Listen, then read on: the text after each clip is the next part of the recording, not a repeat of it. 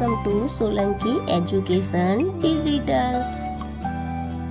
ગ્રામનું kilogram અને ગ્રામમાં રૂપાંતર કરો ગમે તે 3।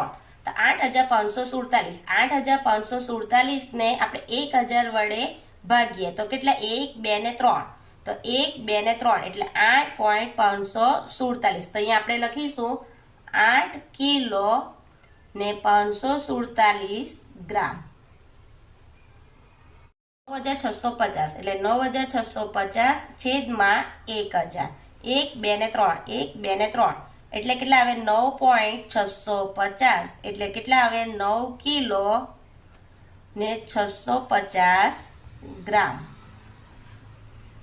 5040 તો 1000 કરીએ છેદમાં તો 1 2 ને 3 1 2 ને 3 એટલે 5.40 એટલે અહીંયા લખીશું 5 કિલો ને 40 ગ્રામ। 5મું 6540 તો 6540 છેદમાં 1000 તો કેટલા આવશે 1 2 ને 3 1 2 ને 3 એટલે 6.540 તો અહીં લખીશું 6 કિલો ને 540 ગ્રામ। જો તમને આ વિડીયો ગમે તો મારા વિડીયોને લાઈક કરજો, શેર કરજો, સબસ્ક્રાઇબ કરજો। Thank you.